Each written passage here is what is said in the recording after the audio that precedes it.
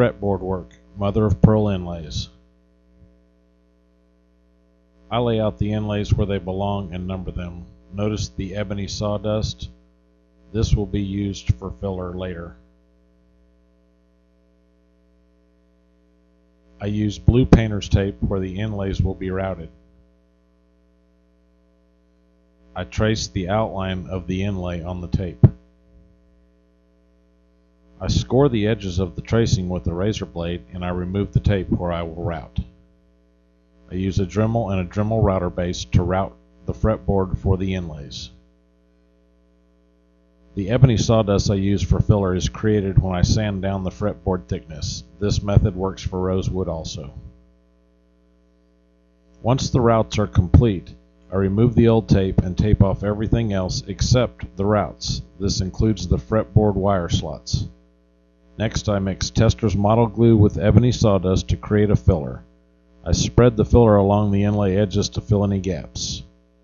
After the filler dries, I mark the fretboard for cutting down to the correct width, and I use double-sided carpet tape to attach the fretboard to a piece of MDF board that is used as a guide on my table saw.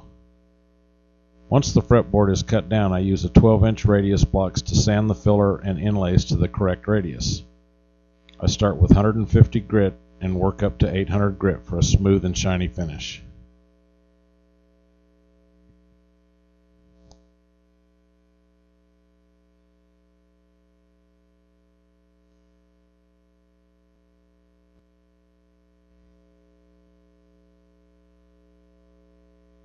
Fretboard work, installing the fret wire. I use my homemade fret wire bender to create my radius. I provide the link of the bender plan later in the video. Once my wire is radiused correctly, I use a small file to slightly bevel the fret wire slots. I cut my wire to length and tap them in with a hammer. After I have them fitted, I remove them with a fret puller.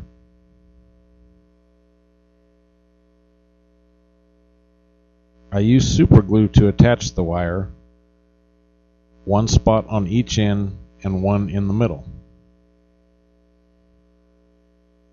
I press the wire into place and quickly wipe away any excess glue. Next, I trim the ends of the wires with fret wire cutters. And finally, I use a flat block with some sandpaper along the edges. Sorry, I have no pictures of that.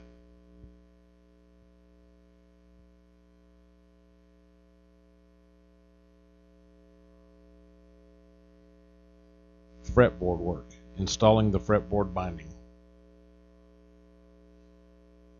I use super glue to attach the binding to the fretboard. I also use a few pieces of blue painter's tape to hold it in place while the glue dries.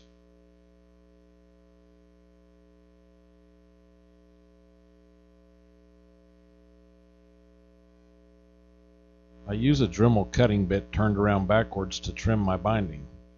I tape off the ends so that it protects the fretboard. This provides a very rough cut between the fret wires. I use a combination of razor blades and files to finish trimming the binding.